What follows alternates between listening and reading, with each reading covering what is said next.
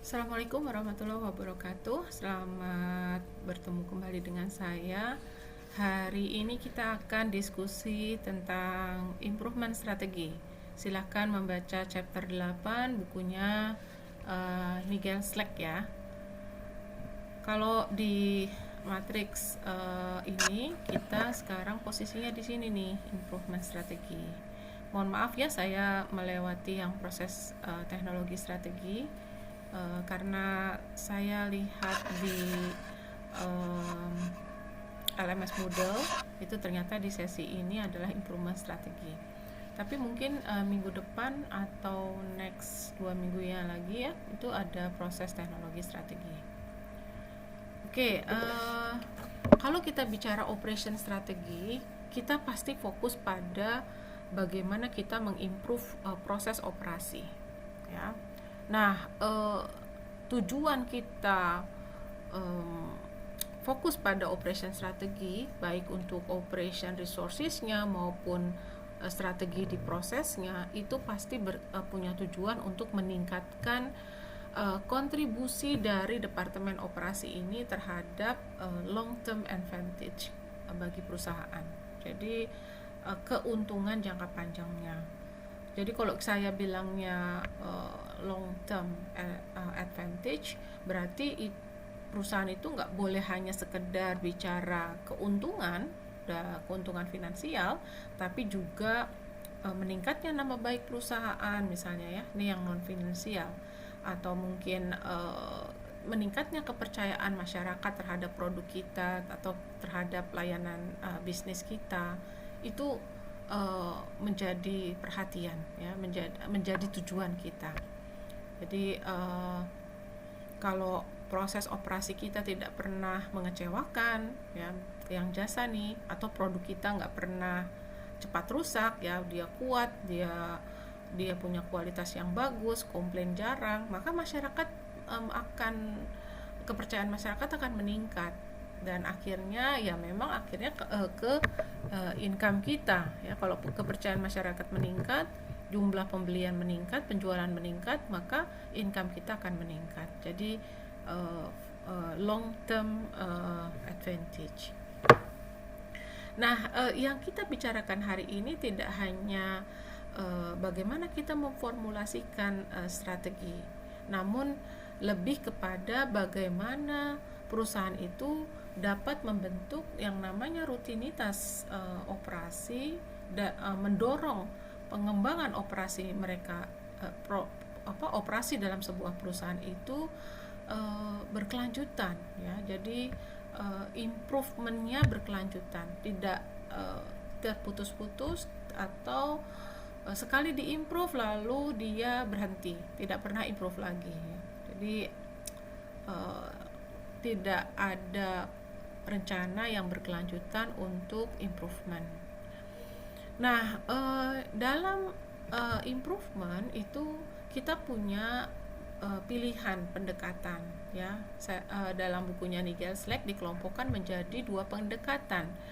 Yang pertama, kita bisa melakukan improvement dengan cara yang radikal atau radical based improvement. Sering disebut dengan exploration based improvement ya.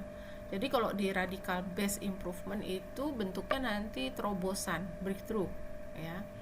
Nah, yang radical based ini biasanya dia punya perubahan yang major, kemudian perubahan yang dramatis gitu ya, mendadak ya, kok tiba-tiba begini ya, desainnya kok dirubah ya.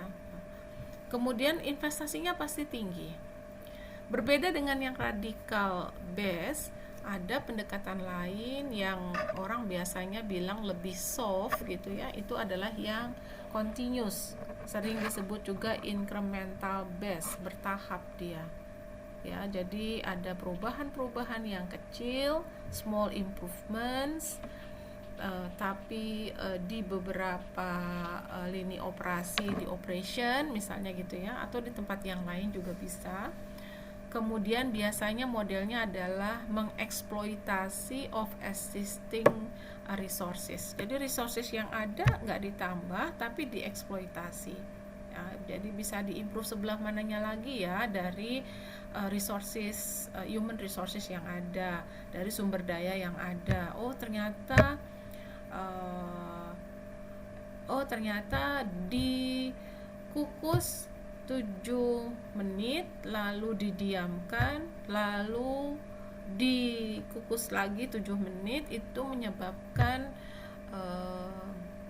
proses membuat ketupat. Nah, ini karena mau lebaran ya. Jadi contohnya ya, misalnya saya bisnisnya adalah membuat ketupat gitu ya. Nah, itu ternyata efisien dalam hal penggunaan gas ya, bahan bakarnya gitu. Nah, itu kita eksploitasi tuh. Jadi metodenya yang kita tingkatkan ya. Nah, kalau yang radikal ini lebih sering disebut dengan breakthrough atau terobosan. Kalau yang incremental ini yang continuous gitu ya. Nah, kalau saya menganalogikan itu seperti kalau kita sprint dan maraton. Kalau sprint itu improvementnya itu di radikal ya, cepet ditingkatkan. Tapi kalau yang maraton itu kita pakai yang continuous base ya, continuous improvement atau incremental base.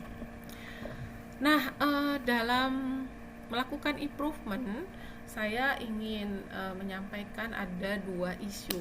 Ya, isu yang pertama adalah semakin besar improvement yang kita lakukan atau semakin besar perubahan proses yang kita lakukan, kita tingkatkan, berarti kan kita merubah proses gitu ya, maka akan semakin sulit kita mengelola perubahan itu dengan sukses ya. Jadi semakin besar perubahannya, mengelolanya akan semakin sulit ya, mengelola dengan sukses itu akan semakin sulit. Nah, itu isu yang pertama yang harus kita perhatikan, yang harus kita timbang-timbang improvement kita mau radikal atau mau incremental. Kemudian yang kedua, kalau toh kita melakukan perubahan dengan cara yang incremental, berarti kita melakukan perubahan kecil-kecil ya, improvement kecil-kecil ya, small improvement, tapi di beberapa titik ya, proses operasi. Nah, akhirnya karena di beberapa titik itu jadi akhirnya relatively large juga, jadinya akhirnya besar juga. Nah, dengan kata lain, isu-isu ini menyatakan bahwa semua bentuk improvement akan berkorelasi dengan biaya ya. Namun nggak akan dikatakan bahwa incremental base improvement dengan incremental tadi itu akan tidak bisa menghindari keluarnya biaya. No ya, nggak begitu ke arahnya. Oke, caranya sekarang ada 3 cara potensial untuk mencapai organizational ambidexterity melalui improvement. Jadi kita bisa pilih nih pakai cara yang mana. Nah, organizational ambidexterity itu apa sih? Jadi dia itu adalah kemampuan perusahaan untuk secara seimbang, di satu sisi dia mengeksploitasi kapabilitas yang dia punya saat ini, tapi dengan cara dengan cara proses operasi yang efisien ya. Jadi efisiensi dari proses operasi, dan mengeksplorasi peluang baru dengan cara inovasi misalnya secara bersamaan. Jadi itu yang disebut dengan ambidexterity, organizational ambidexterity. Nah, ini karena kita tadi maksudnya adalah menyeimbangkan ya kan. Jadi perusahaan itu mampu menyeimbangkan antara eksploitasi atau eksplorasi, menyeimbangkan antara radical improvement atau incremental improvement ya. Nah, semua tujuannya sama. Organisasi bisa bertahan dalam lingkungan yang dinamis dengan memaksimalkan keuntungan bisnis saat ini tapi sekaligus beradaptasi untuk masa depan. Jadi radical improvement atau incremental improvement itu kadang-kadang bukan suatu pilihan, tapi kita harus mengkombinasikannya. Kadang-kadang kita harus menetapkan mana yang harus dipakai di waktu yang berbeda. Jadi di waktu A, kita di sini nih saat ini kita perlu yang radikal. Tapi ternyata tahun depan kita cukup, atau bulan depan kita cukup yang incremental saja improvementnya. Nah, maka ada 3 cara yang potensial untuk improvement tadi, tapi untuk menghasilkan achieving organizational ambidexterity. Yang pertama adalah structural ambidexterity. Nah, di structural ambidexterity ini pada suatu bagian itu harus memilih, dia memilih cara improvementnya yang seperti apa. Apakah mau yang hitam itu main focus on radical atau exploration improvement, yang biru adalah main focus on continuous atau exploitation improvement. Nah, kalau yang structural ambidexterity itu kita pilih nih di unit kerja yang ini, di proses operasi A itu kita harus menggunakan radikal atau mau menggunakan continuous. Jadi dia dipisahkan, memilih proses operasi yang mana, kemudian proses cara improvementnya itu dengan cara yang apa, mau exploration atau mau exploitation. Dan ingat, kalau exploration berarti kita cari cara yang baru, kita inovasi, ya. Nah, itu biasanya kita sebut yang radikal. Tapi kalau yang biru itu kita pakai yang exploitation, dengan sumber daya yang ada, resources yang ada, lalu kita coba untuk berinovasi. Kemudian metode yang tengah, yang kedua adalah sequential ambidexterity. Nah, di sequential ini kita menggunakan kedua metode itu, bukan disuruh memilih, tapi di waktu yang berbeda. Jadi different times, different types of improvement. Nah, jadi kita mengadopsi kedua-duanya sebenarnya, baik yang radikal maupun yang incremental, atau yang exploration maupun exploitation improvement, tapi tergantung waktunya, gitu ya. Pada saat kita ingin memenangkan persaingan, mungkin kita perlu inovasi besar, ya. Nah, kalau kita perlu inovasi besar, ya kita pakai improvement metode yang radikal. Tapi kadang-kadang cukup konsolidasi yang lebih stabil, yang tenang saja. Kita perlu yang kestabilan bisnis lah. Nah, maka kalau toh kita melakukan improvement, sebaiknya kita melakukan dengan cara yang incremental atau continuous improvement.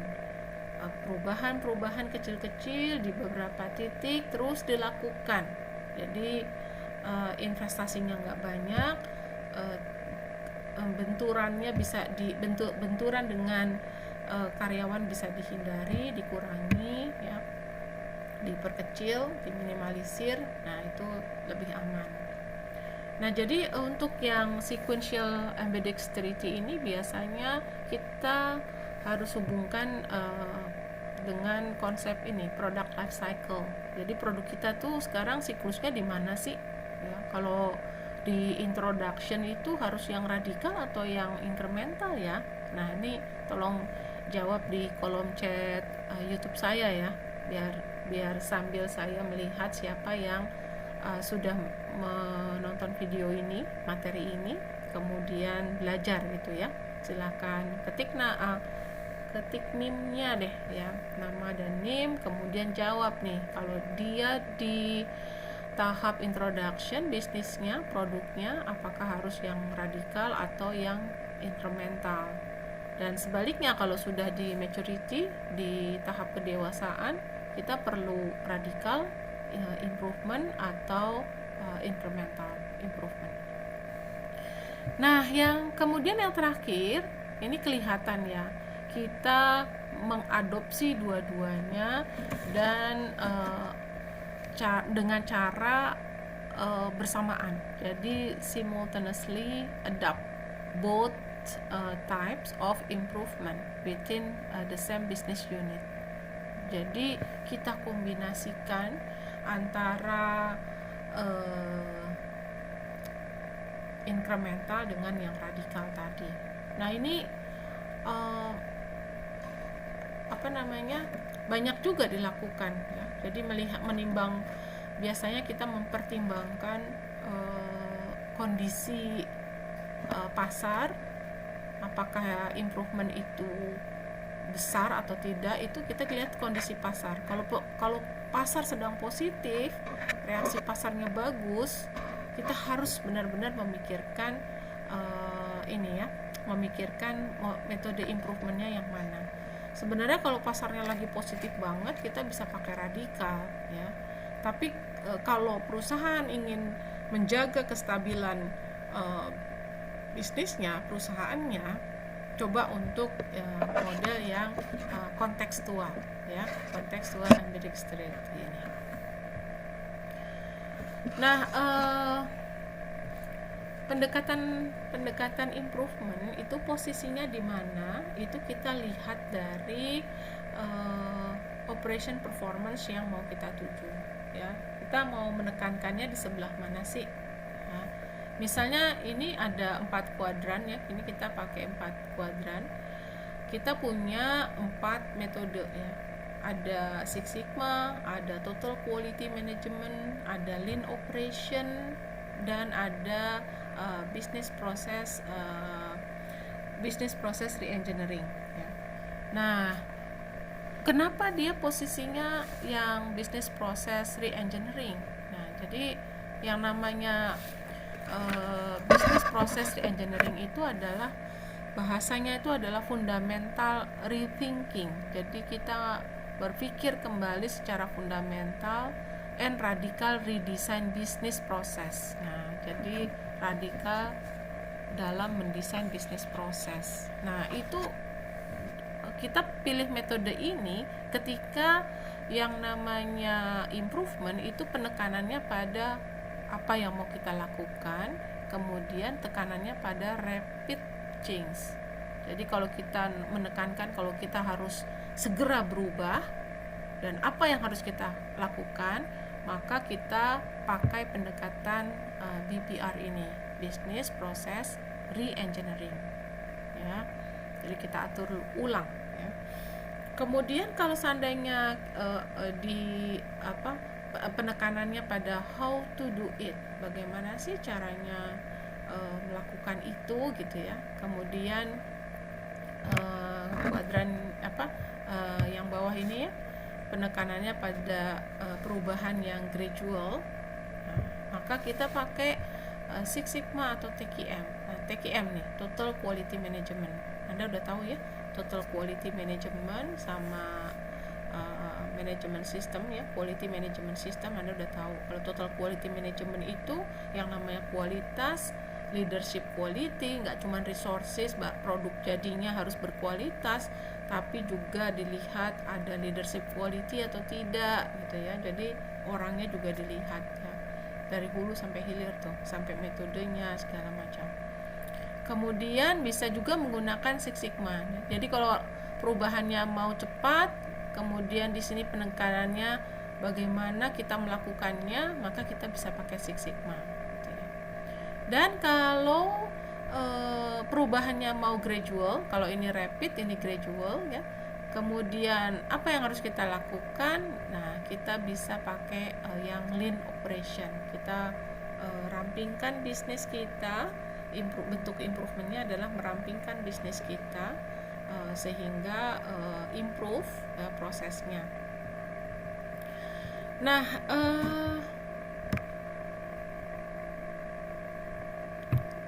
jadi dalam siklus strategic improvement itu kita kelompokkan menjadi 3 kelompok. Ada yang direct, kemudian develop dan deploy, ya.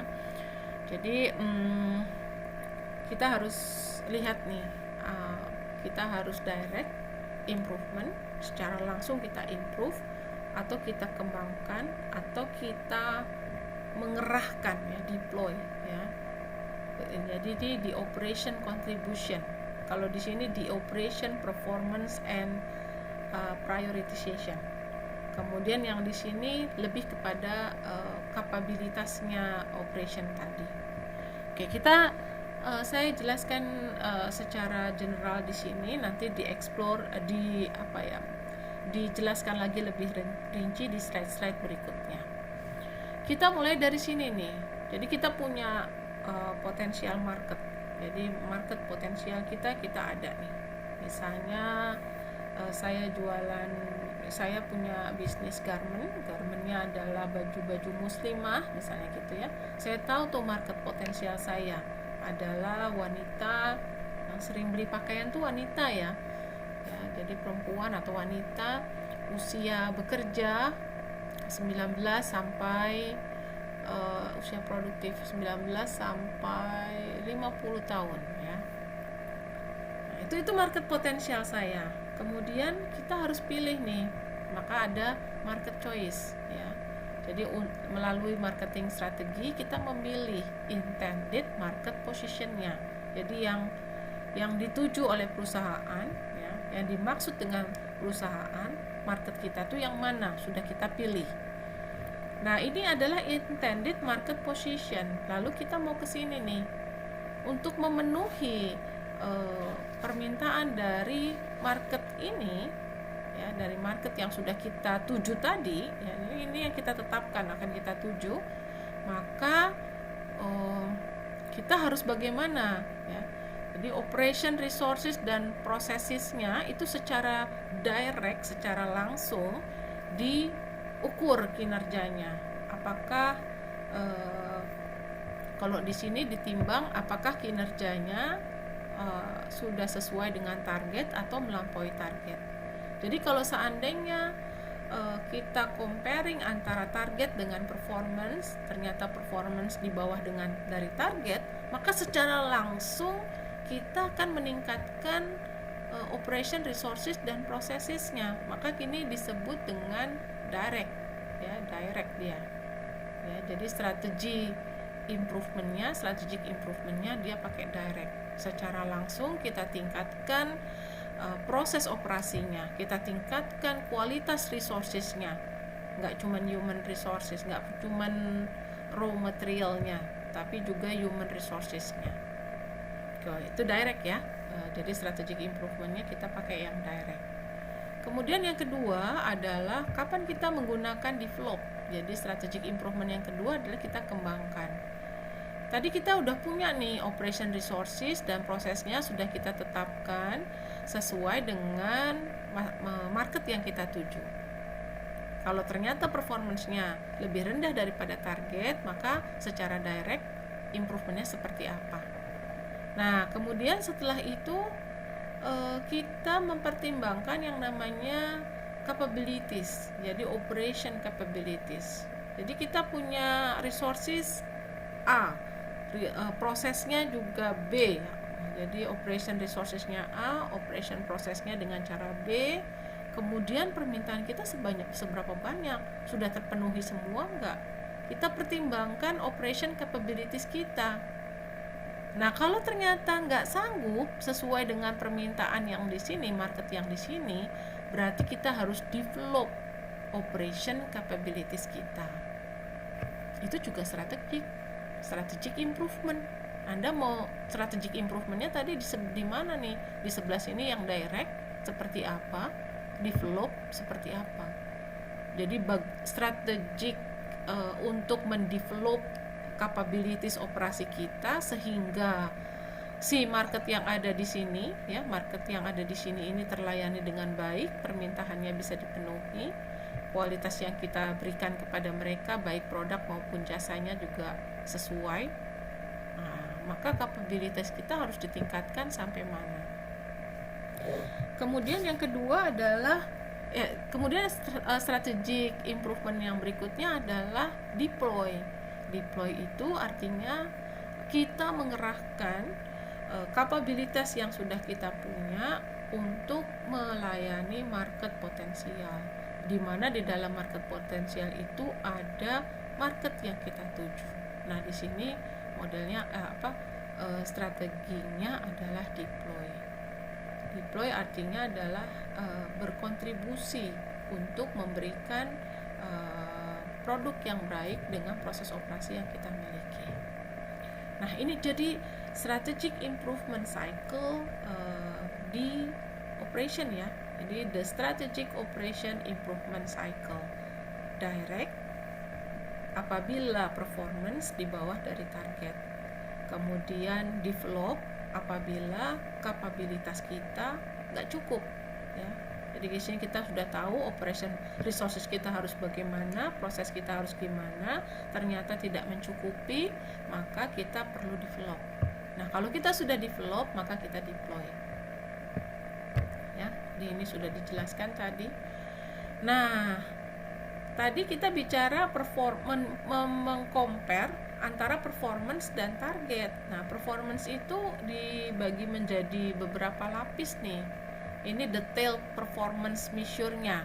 Misalnya defect per unit, berapa banyak customer komplainnya. Nah, itu detail pengukuran dari performance. Berapa tingkat cacatnya gitu ya.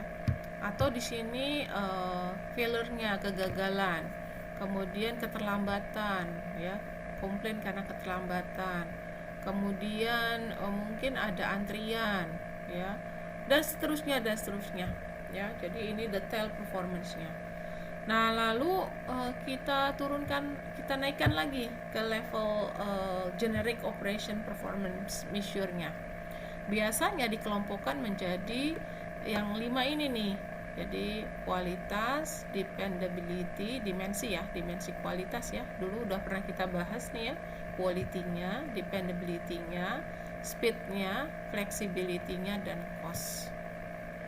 Hal itu di generic operation performance measure. Kemudian naik lagi ke atas, kita composite dia. Composite performance measure menjadi customer satisfaction. Customer satisfaction pasti bicaranya di quality dan dependability. Produknya berkualitas, pelayanannya berkualitas, kemudian konsumen sudah menggantungkan dirinya, mengandalkan dirinya untuk terhadap produk tertentu. Jadi kalau saya mau minum air mineral ya saya beli Aqua, saya nggak percaya yang lain. Kalau saya nggak minum Aqua tuh gatel, kalau saya ganti dengan produk yang lain tuh saya gatel. Dependability ya. Kalau saya mau naik pesawat ya saya pilihnya Garuda. Dependability. Kenapa? Dia nggak pernah geser waktu, dia selalu on time ya. Kalau jadwalnya jam 10 take off sampai di sana landing jam 11, dia pasti jam 10 sampai jam 11. Kalau toh meleset paling 5 menit, nggak sampai jam-jaman apa yang lagi hari gitu ya. Kemudian speed dan flexibility itu lebih ke agility ya. Kemudian resilience itu ke cost. Bisa juga yang flexibility dan cost itu masuk ke resilience, ketahanan ya. Yang speednya ke agility ya. Dikerucutkan lagi. Terus naik lagi habis di composite, lalu di functional strategic measure. Jadi dari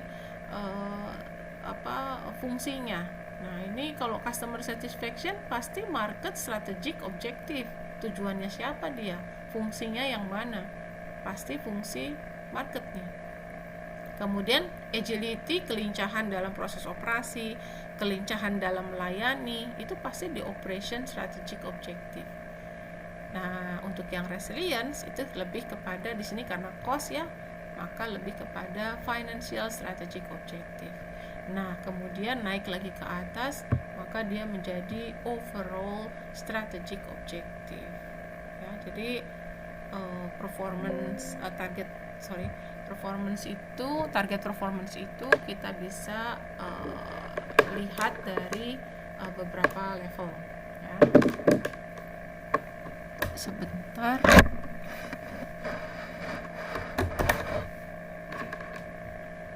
Oke, yang namanya membandingkan itu biasanya kan tadi kita compare ya. Pada saat kita meng-compare itu biasanya kita punya standar yang berbeda-beda nih. Ini saya ilustrasikan seperti ini di bukunya ya. Jadi ini absolute performance-nya. Jadi sebenarnya performance-nya harusnya 100% ya. Misalnya kayak ruangan kuliah itu 100% disediakan, ada 250 kelas, berarti secara absolut itu kelas bisa dipakai untuk mengajar. Max Hub jalan, wifi jalan, kemudian TV-nya juga ya, viewboard-nya juga jalan ya, bisa beroperasi, AC-nya bisa digunakan, kursi-kursinya ada ya. Absolute performance 100%. Ternyata tujuan strategiknya cukup 95% aja, itu udah bagus. Nah, ternyata aktual performance-nya 83%. Lalu kita bandingkan dengan kompetitor kita, kinerjanya ternyata 75%. Jadi pada saat kita comparison itu biasanya akan memberikan pesan-pesan yang berbeda tergantung ini standarnya standar siapa ya. Different standard itu bisa, jadi different standard of comparison give different message ya.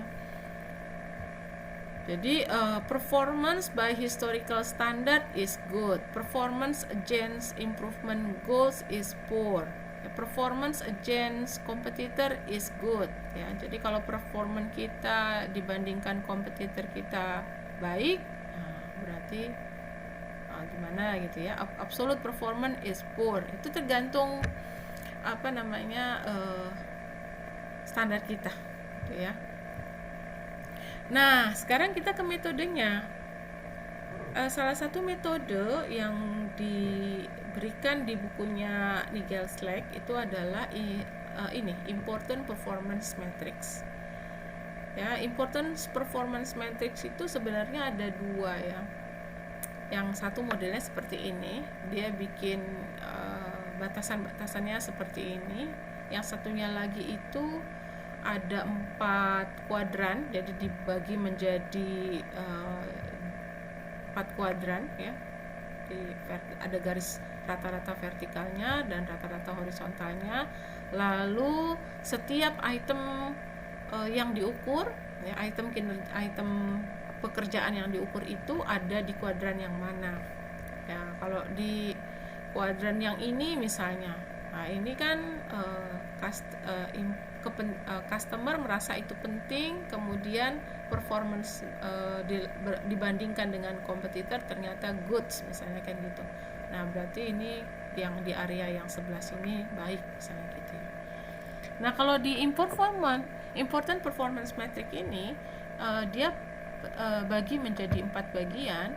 Kalau item yang sedang diukur itu berada di area ini, area D ini ya, CD ini di sebelah sini, ini urgent action, artinya kita harus segera melakukan improvement. Jadi item-item pekerjaan yang masuk ke dalam area ini berarti urgent untuk segera dilakukan tindakan perbaikan.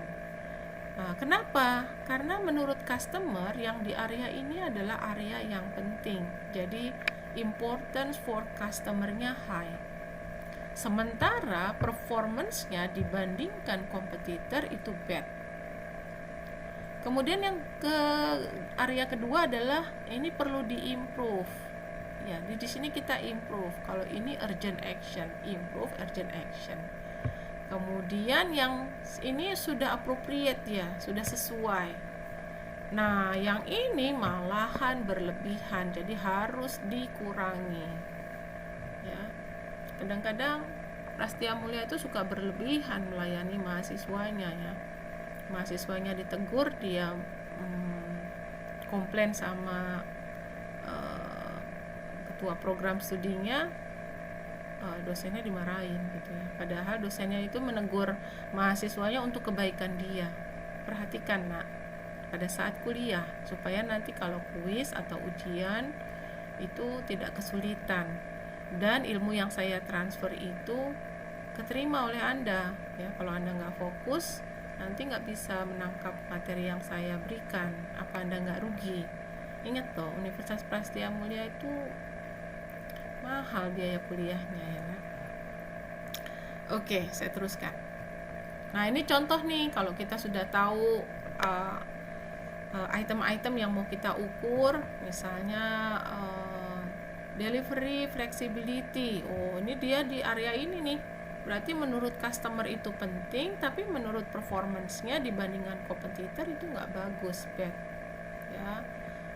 Tapi yang bagian price and cost itu perlu diimprove, artinya masih mahal nih menurut persepsi konsumen ya. Jadi perlu diturunkan ya.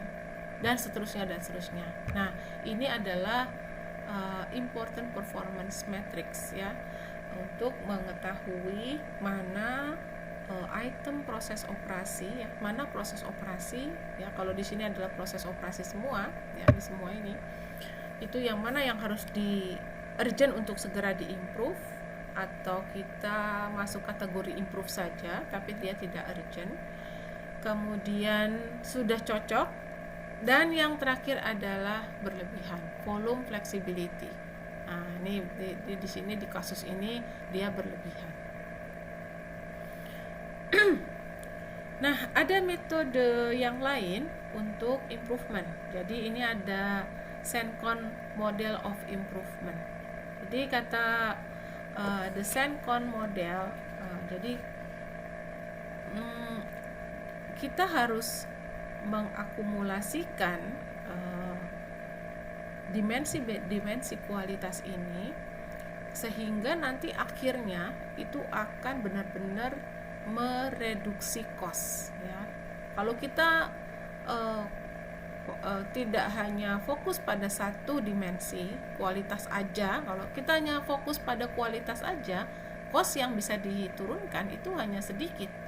Tapi begitu kualitas dan dependability, jadi di layer kedua ya, di layer kedua ini ada quality dan dependability, itu menjadi dua dimensi yang diperhatikan ya dalam kualitas ya.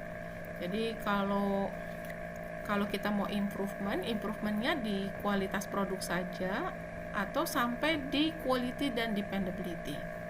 Kemudian naik lagi di layer yang ketiga, ini quality, dependability, dan speed.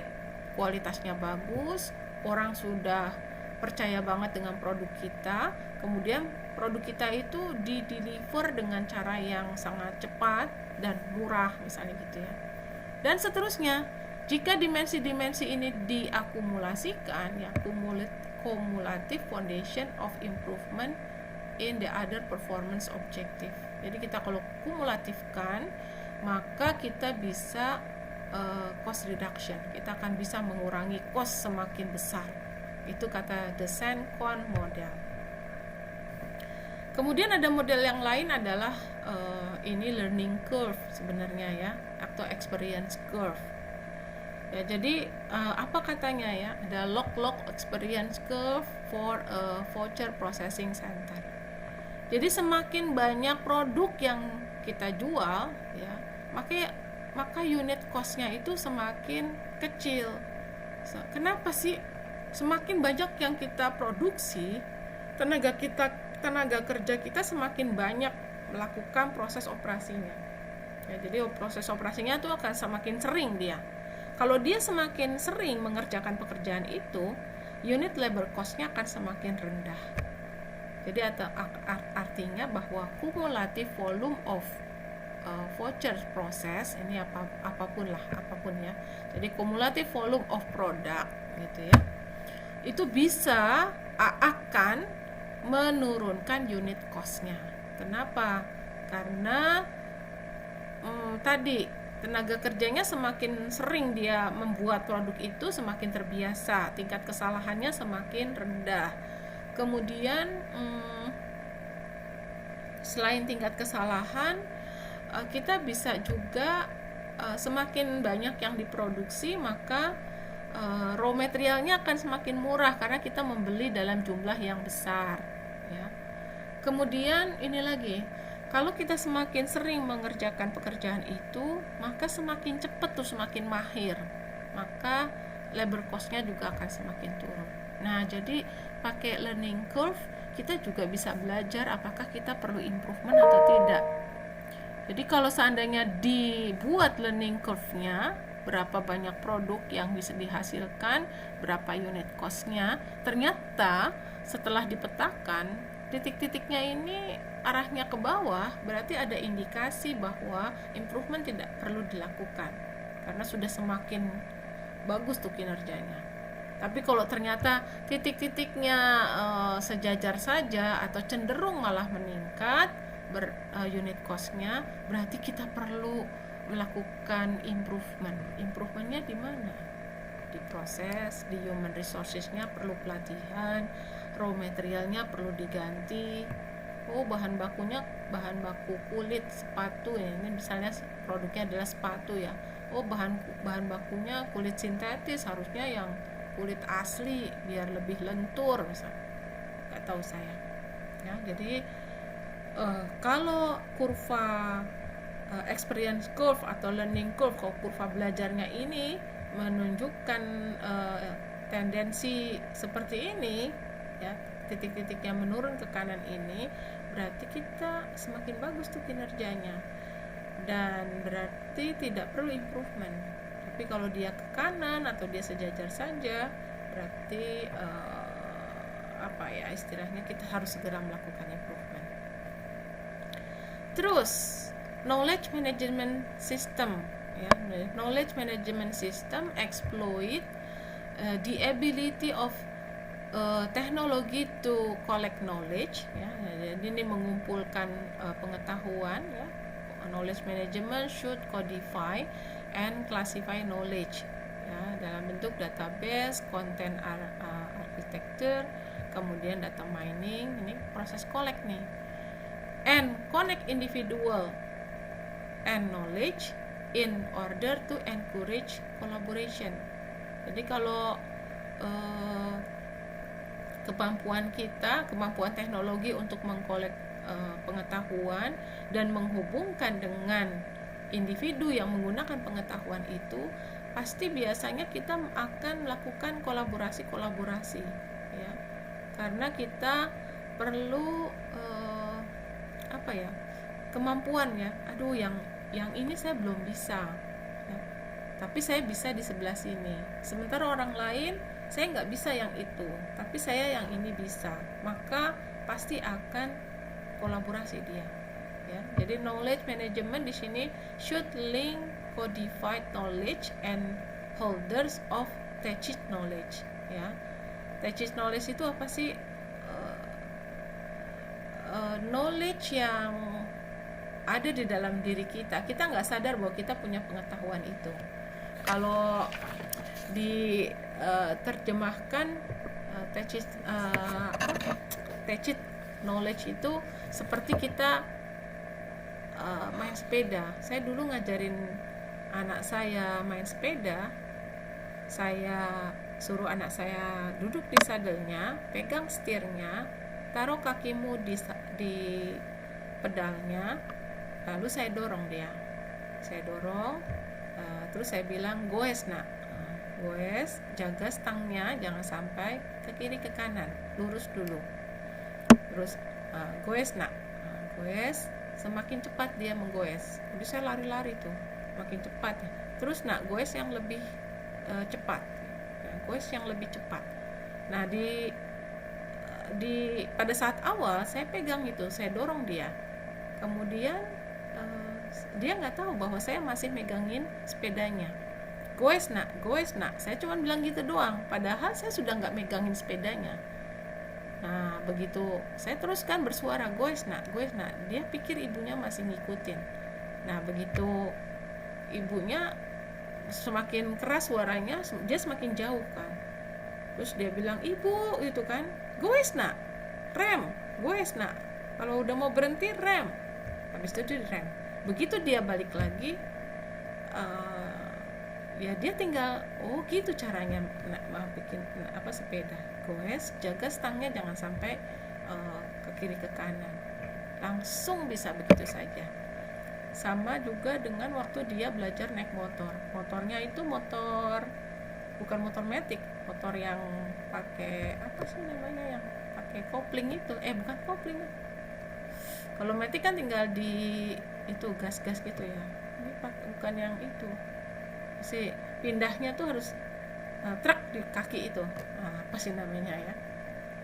Jadi saya ajak agak jauh dari rumah, saya suruh naik, ini caranya begini ya, digas, tapi ini harus dipindahkan gigi 1, gigi 2 kan gitu, saya bilang begitu. Nah, Mas gigi 1 dan gigi 2 saja, udah. Terus saya tinggalin motornya, saya jalan menuju ke arah rumah. Itu di jalan raya, bukan jalan raya, iya jalan raya, jalan rudal raya. Terus saya, Bu, aku belum bisa. Ya sudah, kalau belum bisa, bawa aja, didorong aja pakai tangan. Kamu kan besar. Dia kelas 6 SD sudah lebih tinggi dari saya. Kamu kan besar, kamu pasti bisa dorong sepeda motor itu. Terus dia dorong, pertamanya dia dorong benar, dia, Bu, ini gimana, berat itu ya. Ya kalau berat kamu naikin, lalu tinggal gas aja.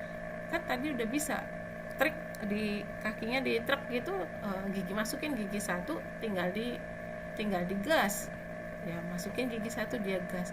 Bu, aku bisa. Ya jalanlah nak, terus jangan gigi 1 saja, ntar motornya cepat rusak. Masuk gigi 2, udah cukup sampai gigi 2, langsung bisa. Itu tacit knowledge. Jadi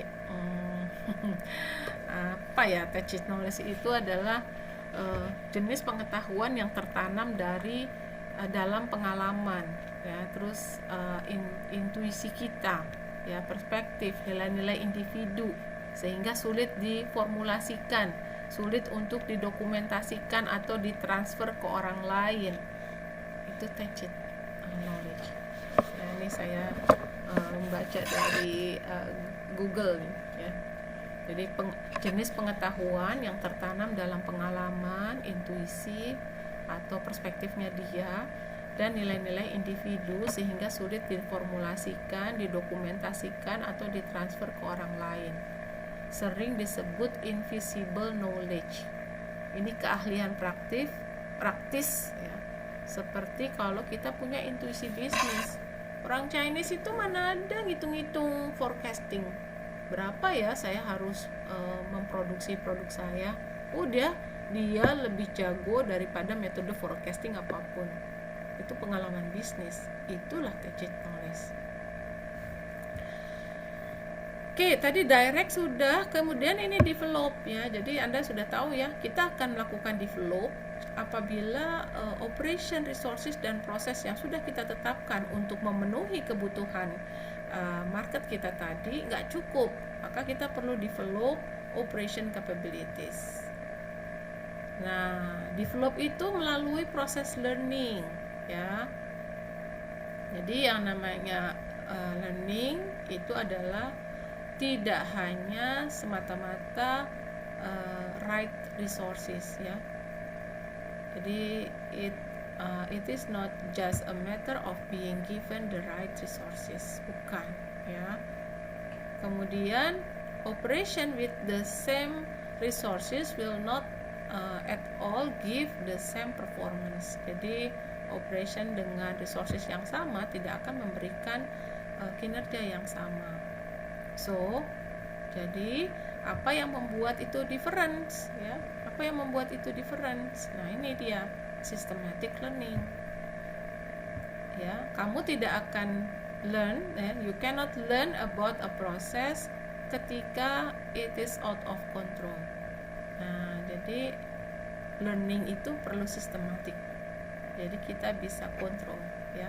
If things are in control, you notice changes. Anda akan tahu ada perubahan kalau kita bisa kontrol itu ya. Anda belajar tapi dalam kontrol kita ya, maka kita tahu ada perubahan, so you can investigate them. Kalau tahu ada perubahan, kita bisa menginvestigasinya. You can identify root causesnya, kita bisa identifikasi akar masalahnya. Ini systematic learning nih.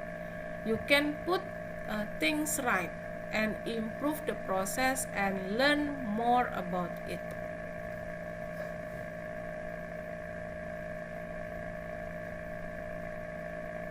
Jadi jangan cuma learning aja, tapi systematic learning ya. Oke. Proses kontrol itu dimulai dari learning which develop process knowledge ya. Jadi kita mulai dari learning, kita belajar, kemudian kita punya knowledge, proses knowledge, maka kita kontrol prosesnya. Nah, knowledge itu adalah power. Nah, di sini ya. Ini yang knowledge-nya tidak punya knowledge ya. Complete dia akan ignorance. Dia pasti akan menolak kalau dia tidak punya pengetahuan ya. Terus kalau dia semakin tahu knowledge-nya itu complete knowledge, dia akan terima ya. Jadi typical bentuk knowledge-nya ini seperti apa nih? Complete ignorance ya. Jadi kalau kita knowledge-nya nggak punya, nowhere, tipikalnya nggak punya apapun, nggak tahu apapun, maka kita akan menolak ya. Termsnya pasti menolak. Terus kalau pengetahuan kita adalah berdasarkan pengalaman yang tecit tadi, kita punya awareness tuh. Kalau lagi lebaran pasti naik kok, nah itu tecit tuh. Nah kita itu awarenessnya tahu dia tahu bahkan bahwa permintaan akan naik. Ya. Kemudian sampai ke return, sampai ke scientific model. Ya. Nah, ada satu lagi, the Nonaka and Takuchi knowledge model. Ini juga ada kaitannya dengan tecit nih, antara tecit knowledge dengan explicit knowledge. Itu sebenarnya bentuknya tuh seperti yang ini, dia spiral gitu ya, muter saja. Jadi mulai dari istilahnya tuh kalau di bukunya Slack dia ada sosial. Jadi socialization. Nah, jadi tacit knowledge itu sering terbentuk karena sosialisasi. Jadi socialization, tacit to tacit knowledge. Jadi ini tacit to tacit knowledge lewat dialog. Kita tahu ada muncul pengalaman, muncul pengetahuan yang nggak tanpa usaha yang keras gitu ya. Kemudian mulai kita codifying tacit knowledge to create explicit knowledge. Jadi ini tacit to explicit knowledge ya. Kita mulai menghubungkan explicit knowledge-nya ya. Kemudian si explicit to explicit ya, explicit knowledge terus to explicit knowledge. Ini mulai nih mengorganisir dan mengaplikasikan knowledge yang kita punya ya, si explicit knowledge tadi. Jadi tadi kita udah tahu tuh caranya mengendarai sepeda, goes, tahan stangnya, jangan sampai ke kiri ke kanan kalau memang belum waktunya untuk kan yang menyebabkan orang nggak bisa naik sepeda ininya nggak stabil tangannya dan dia tidak menggoes, maka tidak jalan sepedanya. Goes mulai dari kaki kanan, baca bismillah. Kalau di saya baca bismillah, goes kaki kanan, masukkan goes kaki kanan, lalu kaki kiri bergantian, tahan stangnya, pasti bisa. Terus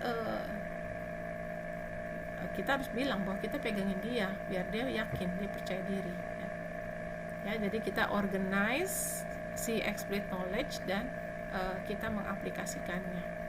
Nanti ini explicit to explicit juga ya, explicit knowledge to explicit knowledge.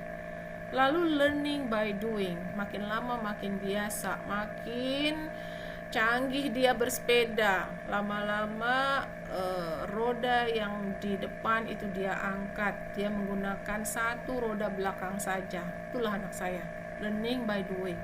Aku bisa loh Bu begini, jadi dia tetap menggoes, tapi yang dia jalankan hanya roda belakang saja. Beberapa detik dia bisa angkat itu ya. Sama yang motor juga begitu, gigi 1, gigi 2 terus akhirnya jadi gigi 3 dan seterusnya gitu ya.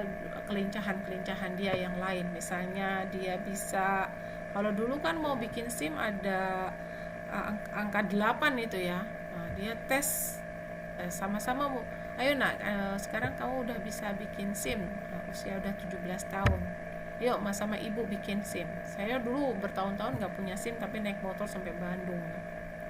Terus dia di angka 8 itu lolos, jadi dia tes tanpa sogokan ya, mohon maaf nih kalau ada yang polisi. Jadi tanpa bayar, dia tes sendiri langsung lolos. Saya udah 3 kali tes nggak lolos juga. Nah, akhirnya jalan belakang juga. Jadi akhirnya muncul learning by doing ya. Kemudian kesini lagi nih, explicit knowledge masih ke tacit knowledge ya. Balik lagi ke tacit knowledge. Kenapa begitu? Building tacit knowledge through application of explicit knowledge. Jadi tadi kan dia udah semakin mahir ya, learning by doing aja gitu. Akhirnya dia bisa tuh mengoperasikan proses operasi itu bahkan lebih canggih. Karena saking seringnya dia mengerjakan pekerjaan itu, semakin dia mahir, semakinlah menjadi tacit knowledge lagi. Begitu terus kata si Denonaka and Takechi knowledge. Jadi dia nggak akan berhenti. Begitu dia semakin mahir, akan jadi tacit knowledge lagi, karena kan tacit knowledge itu kan tadi insting aja, akan jadi sesuatu yang insting. Kalau lihat di YouTube itu nggak usah dilihatin lagi ngepak tisu itu, dia pakai ukuran tangan dia segini, pasti 5 pak tisu.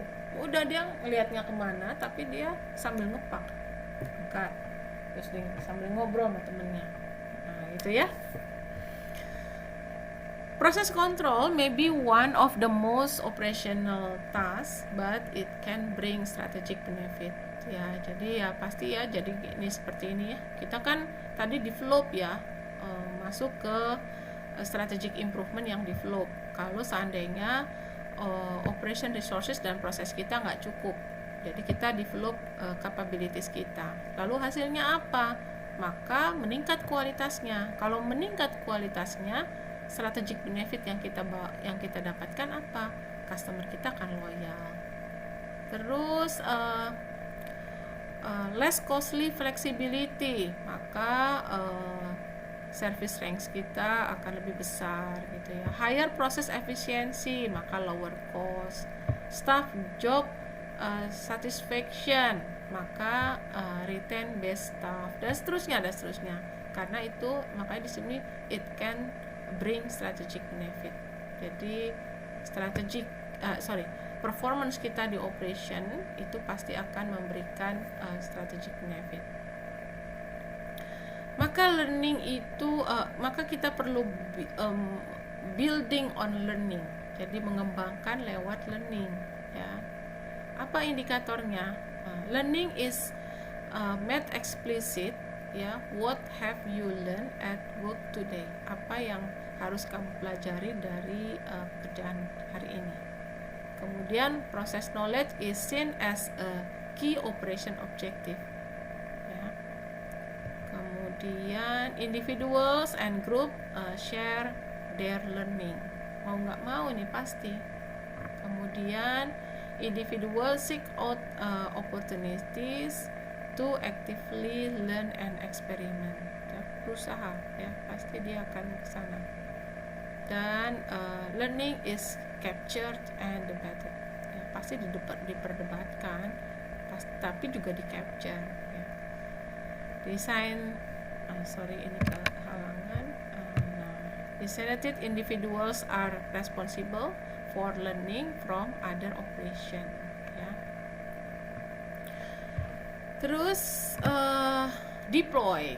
Kalau deploy itu berarti kita mengerahkan kapabilitas operasi yang kita punya untuk melayani market potensial. Tadi di slide yang di atasnya, kita ingin berkontribusi, the contribution and role of operation. Nah, jadi kontribusi kita apa? Itu deploy. Kita mau mengerahkan kapabilitas yang kita punya untuk melayani market itu adalah deploy, ya. Oke. Ya, deploy itu pasti di setiap kehidupan kita, ya. Dengan kadang-kadang kita juga roles-nya harus switch gitu ya, harus berputar, harus berganti. Di satu sisi saya sedang mengajar operation management, di sisi lain saya sedang bertugas sebagai jabatan A misalnya gitu ya, dan seterusnya. How we see our roles shapes how we behave and interact with others, ya. Kemudian, so critical to success operation strategy is changing how operation management see themselves and are seen by others. Dan apa yang dilihat oleh pihak lain. Jadi kadang-kadang pihak lain itu merasa, kok kayak gitu ya proses operasinya, kok nggak efisien ya. Gitu, ya. Jadi kalau di dalam supaya kita bisa improvement dengan baik, hindari untuk melihat kinerja kita oleh kacamata kita sendiri, ya. Itu akan salah itu. The key issue is what should we expect from operation management. Nah, jadi apa yang seharusnya kita harapkan dari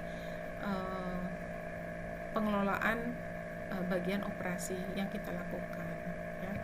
Nah, deploy kalau digambarkan sebagai ini nih, ini slide terakhir saya. Deploying operation capabilities to create market potentials mean ensuring that the operation function is expected to contribute to market positioning. Jadi yang dibandingkan adalah kontribusi dari proses deploy ini tadi, ya, dari strategic improvement yang kita pilih ini deploy dengan ekspektasi pasar berharap apa terhadap kapabilitas operasi perusahaan kita, ya. Lalu kita berkontribusi untuk memenuhi harapan dari market potensial kita, ya. Tentu kita harus deploy. Nah, itulah materi kita hari ini. Semoga jelas bahwa improvement strategi itu kita punya cara. Yang pertama tadi kita pilih dulu, kita mau improvement dengan yang radikal, dengan cara radikal, atau yang cara lebih smooth, incremental atau continuous gitu ya. Kemudian dalam operation strategi improvement itu dibagi menjadi 3, direct, develop, dan deploy, ya. Nah, yang lainnya itu adalah bukan inti dari materi kita, ya. Jadi kita intinya kepada tadi, ya, mau direct improvement, develop improvement, atau modelnya deploy untuk improvement, ya. Sedangkan teknik cara yang radikal atau incremental itu bisa embedded di dalam si direct, development, dan deploy. Sekalipun direct kita bisa dengan cara radikal, bisa juga dengan cara incremental, ya. Developnya juga gitu. Pada saat kita strategic improvement yang mau kita lakukan adalah develop operation capabilities kita bisa develop dengan cara yang radikal atau dengan cara yang incremental, dan seterusnya. Semoga bermanfaat. Jangan lupa pertanyaan saya tadi dijawab. Kalau seandainya bisnis kita baru tahap introduce, kita harus menggunakan yang mana caranya, ya, radikal atau kita cukup incremental saja. Kalau di tahap habis introduce itu kan ada yang ketiga tuh kedewasaan, maturity, ya.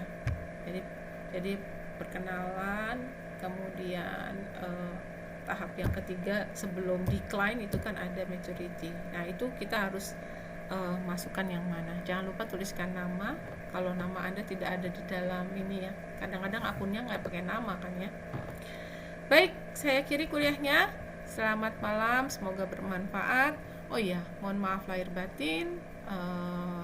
Selamat Idul Fitri. Semoga bahagia bersama keluarga. Kalau ada salah kata atau perbuatan dari saya mohon dibukakan pintu maaf. Assalamualaikum warahmatullahi wabarakatuh.